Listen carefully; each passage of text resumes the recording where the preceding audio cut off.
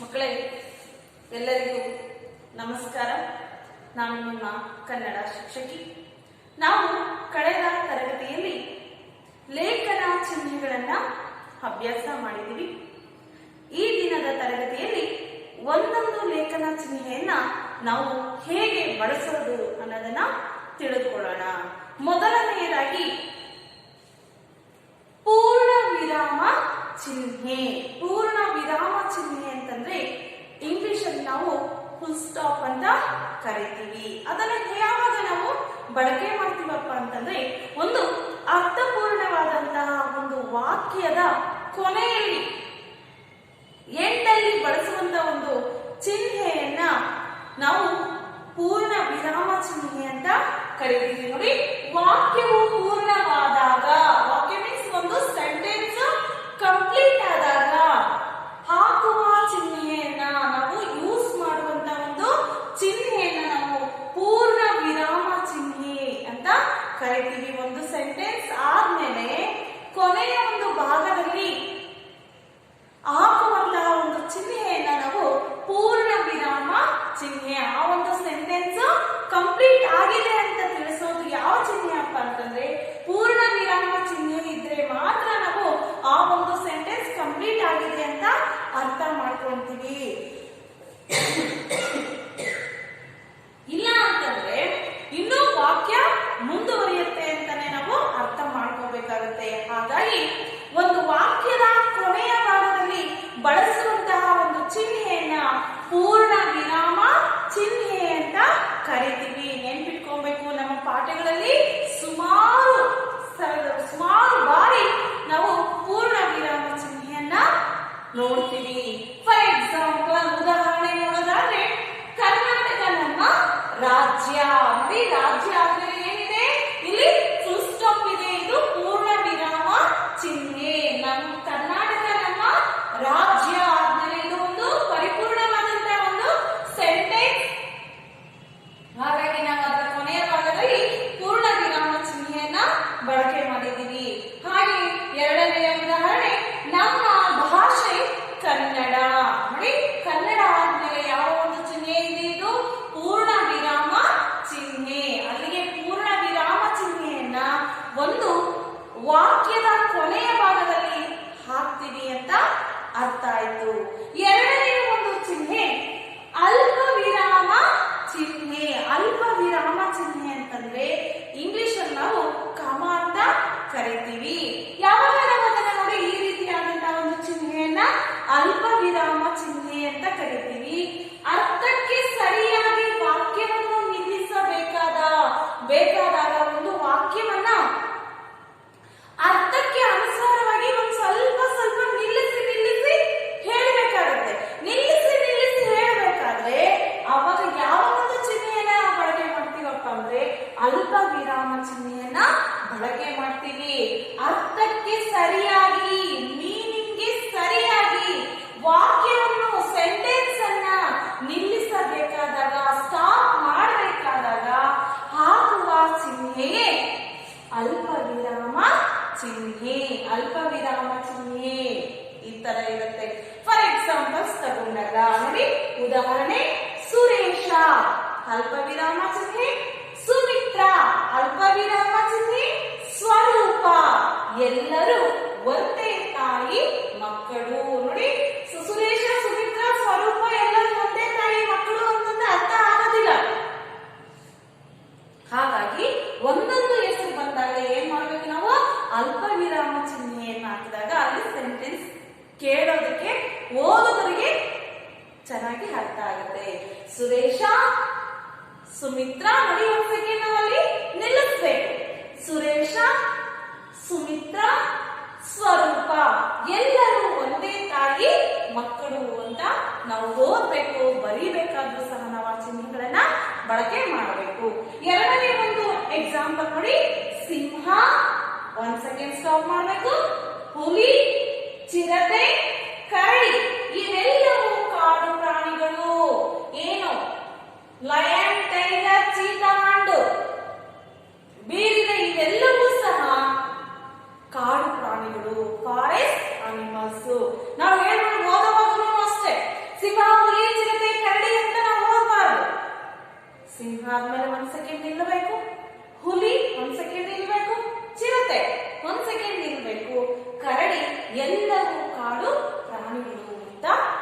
ಓದಬೇಕು. ಮೂರನೇ ಎಕ್ಸಾಂಪಲ್ ನೋಡಿ, ರಹೀಮಾ, ಬಾಬು, ಅಬ್ದುಲ್, ಆಶಾ, ಕುಮಾರಿ ಇವರೆಲ್ಲ 8ನೇ ತರಗತಿಯ ವಿದ್ಯಾರ್ಥಿಗಳು. ಇಲ್ಲಿ ನೋಡಿ, ರಹೀಮಾ, ಬಾಬು, ಅಬ್ದುಲ್, ಆಶಾ, ಕುಮಾರಿ ಅಂತ ಓದಬಾರ್ದು. ರಹೀಮಾ, ಬಾಬು, ಅಬ್ದುಲ್, ಆಶಾ, ಕುಮಾರಿ ಇವರೆಲ್ಲ 8ನೇ ತರಗತಿಯ ವಿದ್ಯಾರ್ಥಿಗಳು ಅಂತ ಓದಬೇಕು. ಮಕ್ಕಳೇ ನೋಡಿ, ಅಲ್ಪ ವಿರಾಮ ಚಿಹ್ನೆಯನ್ನ ನಾವು ಈ ರೀತಿಯಾಗಿ ಬಳಕೆ ಮಾಡಬೇಕು. ಪೂರ್ಣ ವಿರಾಮ ಚಿಹ್ನೆಯನ್ನ ವಾಕ್ಯದ ಕೊನೆಯ ಭಾಗದಲ್ಲಿ ಬಳಕೆ ಮಾಡುವಂತ ಚಿಹ್ನೆಯನ್ನ ಪೂರ್ಣ ವಿರಾಮ ಚಿಹ್ನೆ ಅಂತ ಕರೀತೀವಿ. ಅರ್ಥಕ್ಕೆ ಅನುಸಾರವಾಗಿ ವಾಕ್ಯವನ್ನ ನಿಲ್ಲಿಸಿದಾಗ ಬಳಕೆ ಮಾಡುವಂತಹ ಒಂದು ಚಿಹ್ನೆಯನ್ನ ಅಲ್ಪ ವಿರಾಮ ಚಿಹ್ನೆ ಅಂತ ಕರೀತೀವಿ. ಈ ಎಕ್ಸಾಂಪಲ್ಸ್ ಸಹ ನಾವು ನೋಡಿದೀವಿ. ಇನ್ನ ಮುಂದಿನದನ್ನ ನೋಡೋಣ. ಮಕ್ಕಳೇ, ಮತ್ತೊಂದು ಅರ್ಧ ವಿರಾಮ ಚಿಹ್ನೆ.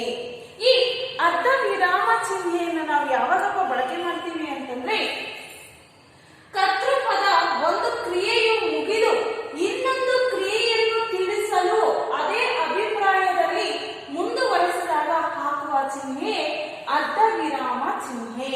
ಅಂತಂದ್ರೆ ಕರ್ತೃ ಅಂತಂದ್ರೆ ಸಬ್ಜೆಕ್ಟ್. ಸಬ್ಜೆಕ್ಟ್ ಅನ್ನ ನಾವು ಕರ್ತೃ ಅಂತ ಕರೀತೀವಿ. ಈ ಒಬ್ಬ ವ್ಯಕ್ತಿ ಯಾವುದೋ ಒಂದು ಕೆಲಸವನ್ನ ಮಾಡ್ತಾ ಇರ್ತಾನೆ. ಆ ಕೆಲಸದ ಒಂದು ಮಧ್ಯದಲ್ಲಿ ನಿಲ್ಲಿಸಿ ಮತ್ತೆ ಅದನ್ನು ಮುಂದುವರಿಸಿದಾಗ ಬಳಕೆ ಮಾಡುವಂತ ಒಂದು ಚಿಹ್ನೆಯನ್ನ ಅರ್ಧ ವಿರಾಮ ಚಿಹ್ನೆ ಅಂತ ಕರೀತೀವಿ. ಒಂದು ಪೂರ್ಣ ವಾಕ್ಯವನ್ನ ಮಧ್ಯದಲ್ಲಿ ನಿಲ್ಲಿಸಿ ಮತ್ತೆ ಅದು ಮುಂದುವರಿಸಿಕೊಂಡು ಹೋದಾಗ ಆಗುವಂತಹ ಬಳಸುವಂತಹ ಒಂದು ಚಿಹ್ನೆಯನ್ನ ಅರ್ಧ ವಿರಾಮ ಚಿಹ್ನೆ ಅಂತ ಕರೀತೀವಿ. ಅರ್ಧ ಮೀನ್ಸ್ ಆಫ್. ಒಂದು ಸೆಂಟೆನ್ಸ್ ಅಲ್ಲಿ 2 ಸೆಂಟೆನ್ಸ್ ಮಾಡಿದಾಗ ಮಧ್ಯದಲ್ಲಿ ಒಂದು ಸೆಂಟೆನ್ಸ್ ಆದ್ಮೇಲೆ ಬಳಕೆ ಮಾಡುವಂತ ಒಂದು ಚಿಹ್ನೆಯನ್ನ ಅರ್ಧ ವಿರಾಮ ಚಿಹ್ನೆ ಅಂತ ಕರೀತೀವಿ. ಅರ್ಧ ವಿರಾಮ ಚಿಹ್ನೆ ನೋಡಿ ಈ ರೀತಿಯಾಗಿ ನಾವು ಬರೀತೀವಿ. ಫಾರ್ ಎಕ್ಸಾಂಪಲ್ ನೋಡಿ, ಮಗನಿಗೆ ಅವನ ತಾಯಿ ಬುದ್ಧಿ ಹೇಳಿದಳು. ನೋಡಿ, ಇಲ್ಲಿ ಒಂದು ಸೆಂಟೆನ್ಸ್ ಇದೆ. ಒಬ್ಬ ಮಗನಿಗೆ ಅವನ ತಾಯಿ ಬುದ್ಧಿ ಹೇಳಿದಳು, ಆದರೆ ಏನೂ ಪ್ರಯೋಜನ ಆಗಲಿಲ್ಲ. ಇಲ್ಲಿ 2 ವಾಕ್ಯಗಳಿದಾವೆ. 2 ವಾಕ್ಯಗಳ ಮಧ್ಯದಲ್ಲಿ ಇಲ್ಲಿ ಪೂರ್ಣ ವಿರಾಮ ಚಿಹ್ನೆ ಬಳಕೆ ಆಗಬೇಕಾಗಿತ್ತು. ಆದರೆ ಆ ಸೆಂಟೆನ್ಸ್ ಏನಾಗಿದೆ, ಇನ್ನು ಮುಂದುವರಿಸಿಕೊಂಡು ಹೋಗಿದೆ. ಮಗನಿಗೆ ಅವನ ತಾಯಿ ಬುದ್ಧಿ ಹೇಳಿದಳು, ಫುಲ್ ಸ್ಟಾಪ್ ಬರಬೇಕಾಗಿತ್ತು. ಫುಲ್ ಸ್ಟಾಪ್ ಅಂದ್ರೆ ಅಲ್ಲಿ ಎಂಡ್ ಸೆಂಟೆನ್ಸ್ ಅಂತ. ಆದ್ರೆ ಇಲ್ಲಿ ಸೆಂಟೆನ್ಸ್ ಅಲ್ಲಿ ಎಂಡ್ ಆಗಿಲ್ಲ, ಇನ್ನು ಮುಂದೆ ಇದೆ. ಅವಾಗ ನಾವು ಯಾವ ಪೂರ್ಣ ವಿರಾಮ ಚಿಹ್ನೆಯನ್ನ ಬಳಕೆ ಮಾಡಬಾರದು.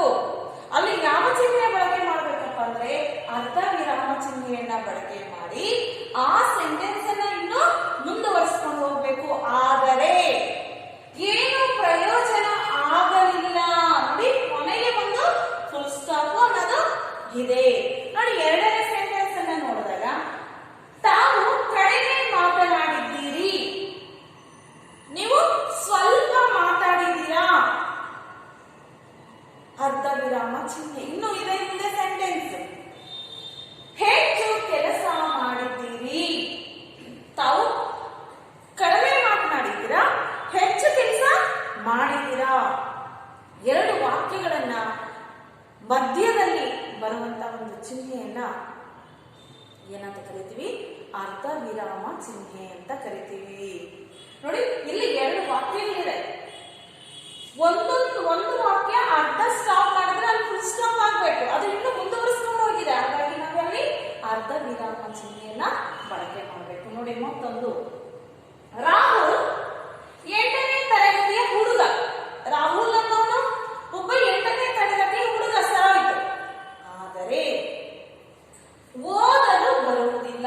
ಅವನು 8ನೇ ತರಗತಿ ಮಗು ಸರಿ, ಆದ್ರೆ ಅವನಿಗೆ ಓದೋದಕ್ಕೆ ಬರೋದಿಲ್ಲ ಅಂತ ಹೇಳೋದನ್ನ ಹೇಳೋದ್ರ ಮಧ್ಯದ ಒಂದು ಭಾಗದಲ್ಲಿ ನಾವು ಏನಂತ ಕರಿತೀವಿ, ಯಾವ ಒಂದು ಚಿಹ್ನೆಯನ್ನ ಹಾಕ್ತೀವಿ ಅಂದ್ರೆ ಅರ್ಧ ವಿರಾಮ ಚಿಹ್ನೆಯನ್ನ ಹಾಕ್ತೀವಿ. ನಾವು ಓದುವಾಗ ನಾವು ಗಮನಿಸಿದ್ದೆ ಆದ್ರೆ ಅದು ಚೆನ್ನಾಗಿ ಅರ್ಥ ಆಗುತ್ತೆ.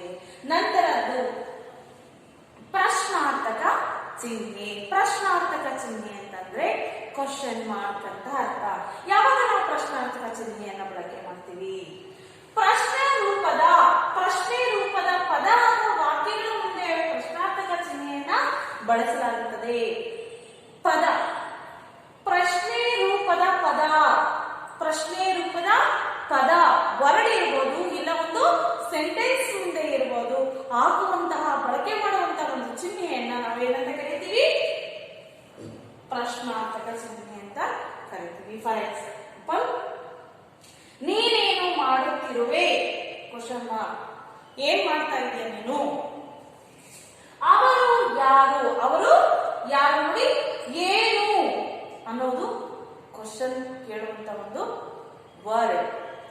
ನೀನೇನು ಮಾಡುತ್ತಿರುವೆ, ಏನ್ ಮಾಡ್ತಾ ಇದೆಯಾ ಅಂತ ಕ್ವಶನ್ ಮಾಡ್ತಾರೆ. ಹಾಗಾಗಿ ಕ್ವಶನ್ ಮಾರ್ಕ್ ಅಲ್ಲಿ ಬರೀಬೇಕು. ಅವರು ಯಾರು ಅನ್ನೋದು ಸಹ ಇಲ್ಲಿ ಕ್ವಶನ್ ಅನ್ನ ಕೇಳ್ತಾ ಇದೆ.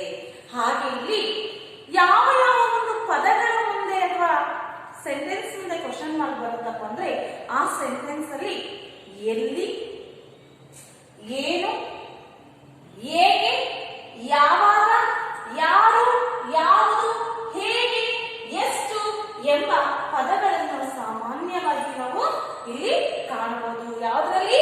ಪ್ರಶ್ನಾರ್ಥಕ ಚಿಹ್ನೆಗಳಲ್ಲಿ. ಮಕ್ಕಳೇ, ಅಲ್ಪ ವಿರಾಮ ಚಿಹ್ನೆ,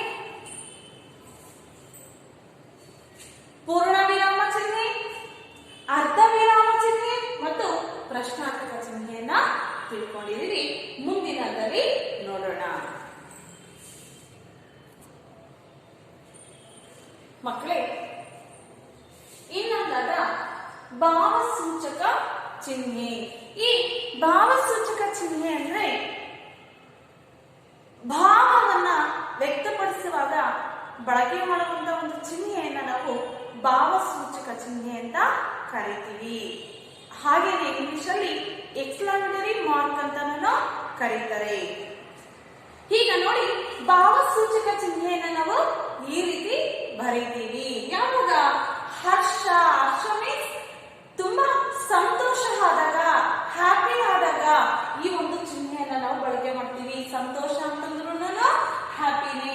ವಿಷಾದ ಅಂತಂದ್ರೆ ಏನೋ ಒಂದು ಸ್ಯಾಡ್ ಅನ್ನ ವ್ಯಕ್ತಪಡಿಸಿದಾಗ ಸಹ ಅಯ್ಯೋ ಅಬ್ಬಾ ಅಂತ ನಾವು ಎಕ್ಸ್ಪ್ರೆಸ್ ಮಾಡ್ತೀವಲ್ವಾ, ಆ ಎಕ್ಸ್ಪ್ರೆಸ್ ಅನ್ನ ತಿಳಿಸುವಂತ ಒಂದು ಸಿಂಬಲ್ ಅನ್ನ ನಾವು ಏನಂತ ಕರಿತೀವಿ?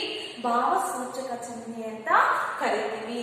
ದುಃಖ, ಏನು ಅಳ್ತಾ ಇರ್ತೀವಿ, ಆ ಒಂದು ದುಃಖವನ್ನ ವ್ಯಕ್ತಪಡಿಸುವಾಗ ಸಹ ಈ ಚಿಹ್ನೆಯನ್ನ ಬಳಕೆ ಮಾಡ್ತೀವಿ. ಮುಂತಾದ ಭಾವನೆಗಳನ್ನ ಸೂಚಿಸುವ ಪದಗಳ ಮುಂದೆ ಈ ಒಂದು ಚಿಹ್ನೆಯನ್ನ ಬಳಸಲಾಗುತ್ತದೆ. ಫಾರ್ ಎಕ್ಸಾಂಪಲ್, ಅಯ್ಯೋ ಹೀಗಾಗಬಾರದಿತ್ತು. ಯಾರಾದ್ರೂ ನಮಗೆ ಪರಿಚಯ ಇರೋರು ಡೆತ್ ಆಗಿರ್ತಾರೆ ಅಂತ ತಿಳ್ಕೊಳ್ಳಿ.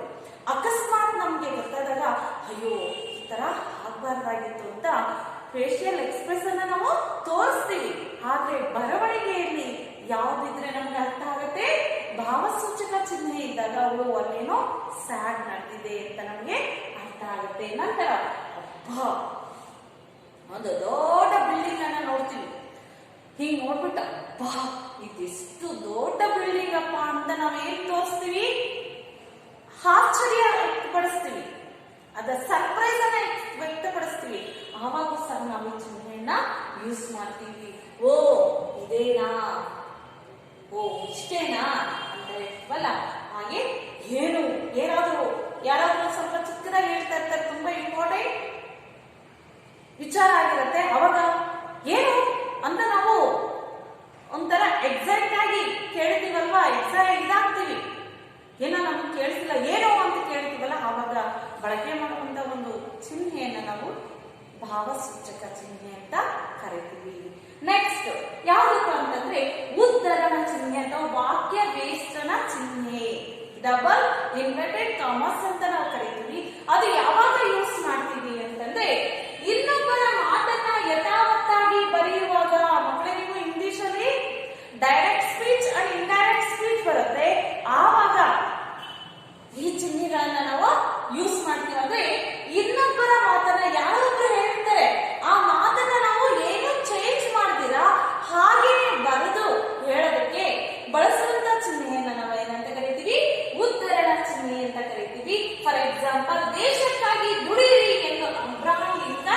ಹೇಳಿದರು. ದೇಶಕ್ಕಾಗಿ ನೀವು ದುಡಿಯಬೇಕು ಅಂತ ಯಾರು ಹೇಳಿದ್ದಾರೆ?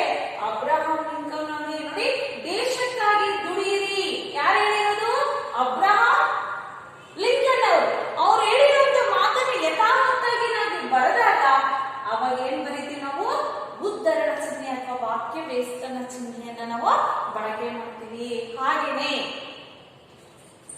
ವಿದ್ಯಾರ್ಥಿಗಳಿಗೆ ಸನ್ನಡತೆ ಇರಬೇಕು ಎಂದು ಪ್ರಾಂಶುಪಾಲರು ಹೇಳಿದರು. ವಿದ್ಯಾರ್ಥಿಗಳಿಗೆ ಸ್ಟೂಡೆಂಟ್ಸ್ ಒಳ್ಳೆ ಒಂದು ಕ್ಯಾರೆಕ್ಟರ್ ಅನ್ನ ಬೆಳೆಸ್ಕೋಬೇಕು ಅಂತ ಪ್ರಾಂಶುಪಾಲರು ಹೇಳಿದರು ಅಂತ ಅವ್ರು ಏನ್ ಹೇಳಿದಾರೆ ಅದನ್ನ ಯಥಾವತ್ತಾಗಿ ಬರೆದು ಇದನ್ನ ಪ್ರಾಂಶುಪಾಲರು ಹೇಳಿದ್ದಾರೆ ಅಂತ ಬರೀಬೇಕಾದ್ರೆ ನಾವು ಉದ್ಧರಣ ಚಿಹ್ನೆ ಏನಂದ್ರೆ ಬೇರೆಯವರು ಹೇಳಿದಂತ ಒಂದು ವಾಕ್ಯವನ್ನ ಯಥಾವತ್ತಾಗಿ ನಾವು ಅದನ್ನೇನು ಚೇಂಜ್ ಮಾಡಿದಿರ ಬರೆದಾಗ ಅದನ್ನ ನಾವು ಇನ್ವೆರ್ಟೆಡ್ ಕಾಮರ್ಸ್ ಅಲ್ಲಿ ನಾವು ಬರೀಬೇಕಾಗತ್ತೆ. ಅದು ಅರ್ಥ ಆಗುತ್ತೆ.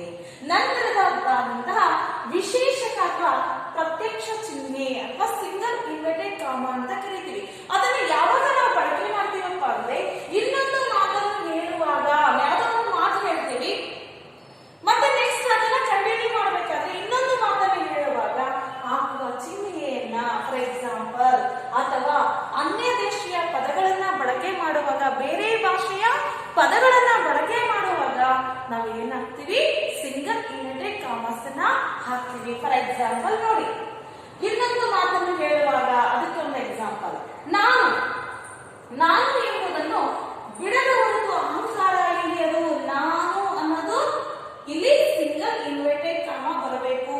ನಾನು ಇನ್ನೊಂದು ಮಾತನ್ನು ಹೇಳುವಾಗ ಅಂತಂದ್ರೆ ಬೇರೆ ಒಂದು ಮಾತನ್ನ ಹೇಳುವಾಗ ನಾನು ಎಂಬುದನ್ನು ಬಿಡದ ಹೊರತು ಅಹಂಕಾರ ಅಳಿಯದು. ಇಲ್ಲಿ ಒಂದು ಸಿಂಗಲ್ ವರ್ಡ್ಸ್ಗೆ ನಾವು ಸಾಮಾನ್ಯವಾಗಿ ಪ್ರತ್ಯಕ್ಷ ಚಿಹ್ನೆ ಅಥವಾ ಸಿಂಗಲ್ ಇನ್ವೆರ್ಟೆಡ್ ಕಾಮರ್ಸ್ ಅನ್ನ ಯೂಸ್ ಮಾಡ್ತೀವಿ. ನೋಡಿ, ಕನ್ನಡ ಭಾಷೆಯಲ್ಲಿ ಇಂಗ್ಲಿಷ್, ಪರ್ಷಿಯನ್, ಪೋರ್ಚುಗೀಸ್ ಭಾಷೆಗಳ ಪದಗಳನ್ನು ಬಳಸಲಾಗುತ್ತದೆ. ಕನ್ನಡ ಭಾಷೆಯಲ್ಲಿ ಇಂಗ್ಲಿಷ್, ಪರ್ಷಿಯನ್, ಪೋರ್ಚುಗೀಸ್ ಪದಗಳನ್ನ ಬಳಕೆ ಮಾಡಲಾಗಿದೆ ಅಂತಂದ್ರೆ ಇಲ್ಲಿ ನೋಡಿ, ಬೇರೆ ಭಾಷೆ ಅದು. ಇಂಗ್ಲಿಷ್ ಬೇರೆ ಭಾಷೆ, ಪರ್ಷಿಯನ್ ಬೇರೆ ಭಾಷೆ, ಹಾಗೆಯೇ ಪೋರ್ಚುಗೀಸ್ ಅನ್ನೋದು ಸಹ ಬೇರೆ ಭಾಷೆಗಳ ಪದಗಳನ್ನ ಬಳಕೆ ಮಾಡುವಾಗ ಅವುಗಳನ್ನ ನಾವು ವಿಶೇಷಕ ಅಥವಾ ಸಿಂಗಲ್ ಇನ್ವೆರ್ಟೆಡ್ ಕಾಮರ್ಸ್ ಅಲ್ಲಿ ನಾವು ಬರೀತೀವಿ. ಮಕ್ಕಳಿಗೆ ಇದಲ್ಲದೇನೆ ಆವರಣ ಚಿಹ್ನೆ, ವಿವರಣಾತ್ಮಕ ಚಿಹ್ನೆಗಳು ಸಹ ಇದಾವೆ. ಆವರಣ ಚಿಹ್ನೆ ಅಂತಂದ್ರೆ ನಾವು ಯಾವ್ದಾದ್ರೂ ಒಂದು ಸೆಂಟೆನ್ಸ್ ಅನ್ನ ಬರೀತಾ ಇರ್ತೀವಿ. ಫಾರ್ ಎಕ್ಸಾಂಪಲ್ ಹೇಳ್ತೀನಿ,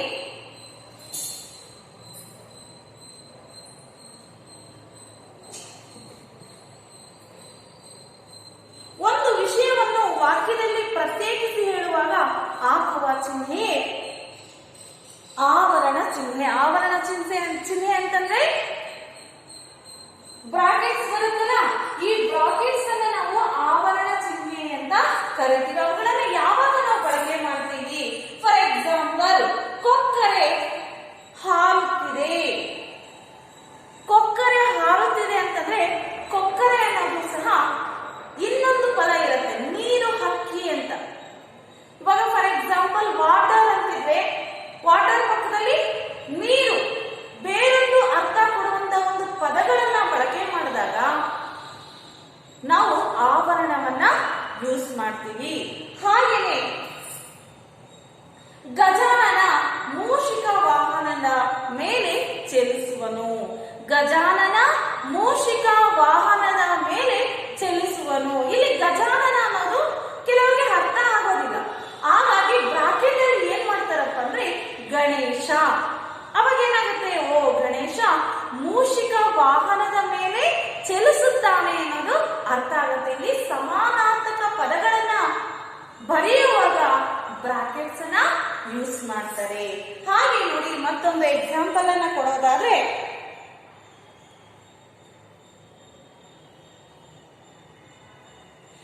ನೀರನ್ನು ವಿಭಜಿಸಿದರೆ ಆಮ್ಲಜನಕ ಮತ್ತು ಇಂಗಾಲದ ಜಲಜನಕಗಳು ಉತ್ಪತ್ತಿಯಾಗುತ್ತವೆ ಅಂತ ಒಂದು ಸೆಂಟೆನ್ಸ್ ಇದೆ.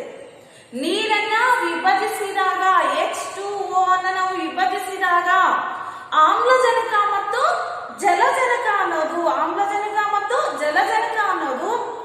ಅಲ್ಲಿ ಉತ್ಪತ್ತಿಯಾಗತ್ತೆ ಅಂತ ಅರ್ಥ.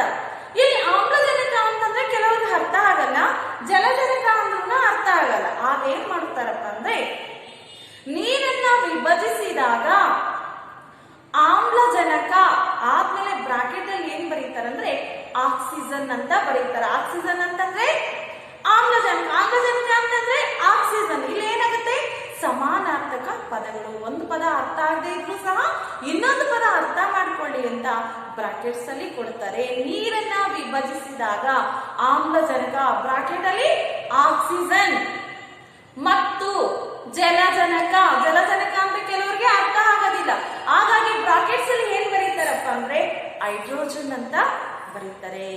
ಆಕ್ಸಿಜನ್ ಅಂತಂದ್ರೆ ಆಮ್ಲಜನಕ, ಹೈಡ್ರೋಜನ್ ಅಂದ್ರೆ ಜಲಜನಕಗಳು ಉತ್ಪತ್ತಿ ಆಗುತ್ತವೆ. ಹೀಗೆ ಸಮಾನಾರ್ಥಕ ಪದಗಳನ್ನ ಬಳಕೆ ಮಾಡುವಾಗ ಬಳಸುವಂತ ಒಂದು ಚಿಹ್ನೆಯನ್ನ ನಾವು ಏನಂತ ಕರಿತೀವಿ, ಆವರಣ ಚಿಹ್ನೆ ಅಂತ ಕರಿತೀವಿ. ನೀರನ್ನು ವಿಭಜಿಸಿದರೆ ಆಮ್ಲಜನಕ, ಆಕ್ಸಿಜನ್, ಜಲಜನಕ, ಹೈಡ್ರೋಜನ್ಗಳು ಉತ್ಪತ್ತಿಯಾಗುತ್ತವೆ ಅಂತ ಗೊತ್ತಾಯ್ತು. ಈಗ ಆ ಒಂದು ವಾಕ್ಯದಲ್ಲಿ ನಾವು ಯಾವ್ದು ಯೂಸ್ ಮಾಡಿದೀವಿ, ಆಕ್ಸಿಜನ್ಗೆ ಬ್ರಾಕೆಟ್ ಅಲ್ಲಿ ಯೂಸ್ ಮಾಡಿದೀವಿ, ಹೈಡ್ರೋಜನ್ಗೂ ಬ್ರಾಕೆಟ್ ಅನ್ನ ಯೂಸ್ ಮಾಡಿದ್ವಿ. ಯಾಕಪ್ಪ ಅಂತಂದ್ರೆ ಆ ಪದಗಳನ್ನ ಅರ್ಥ ಮಾಡ್ಕೊಳಕ್ಕೆ, ಒಂದು ಪದ ಆದ್ಮೇಲೆ ಇನ್ನೊಂದು ಪದ ನಾವು ಅರ್ಥ ಮಾಡ್ಕೊಳ್ತೀವಿ ಅಂತ ಹೇಳ್ಬಿಟ್ಟು ಈ ಒಂದು ಬ್ರಾಕೆಟ್ಸ್ ಅಲ್ಲಿ ಸಮಾನಾರ್ಥಕ ಪದಗಳನ್ನ ಕೊಟ್ಟಿರ್ತಾರೆ. ಹಾಗೆಯೇ ವಿವರಣಾತ್ಮಕ ಚಿಹ್ನೆ, ಇದು ಆವರಣ ಚಿಹ್ನೆ. ಮಕ್ಕಳೇ ನೋಡಿ, ಇದು ಆವರಣ ಚಿಹ್ನೆ. ಇನ್ನೊಂದು ಈ ತರ ಬರುತ್ತಲ್ಲ, ಇದನ್ನ ಏನಂತ ಕರೀತಾರೆ ಅಂದ್ರೆ ವಿವರಣಾತ್ಮಕ ಚಿಹ್ನೆ.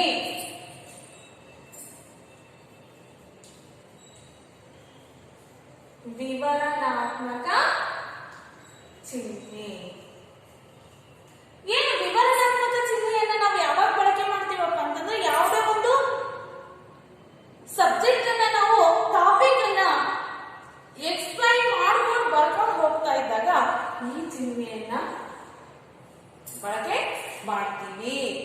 ಒಂದು ಅಭಿಪ್ರಾಯದ ವಿವರಣೆ ಮುಂದೆ ತಿಳಿಸಿದಂತೆ ಇದೆ ಎಂದು ತೋರಿಸುವ ಸಂದರ್ಭದಲ್ಲಿ ಈ ಚಿಹ್ನೆಯನ್ನ ಬಳಸಲಾಗುತ್ತದೆ. ಯಾವುದೋ ಒಂದು ವಿಷಯಕ್ಕೆ ಮುಂದುಗಡೆ ವಿವರಣೆ ಇದೆ, ಎಕ್ಸ್ಪ್ಲನೇಷನ್ ಇದೆ ಅಂತ ತೋರಿಸುವಂತ ಒಂದು ಚಿಹ್ನೆಯನ್ನ ವಿವರಣಾತ್ಮಕ ಚಿಹ್ನೆ. ಫಾರ್ ಎಕ್ಸಾಂಪಲ್, ಕನ್ನಡ ಭಾಷೆ ಅಂತ ಇದೆ.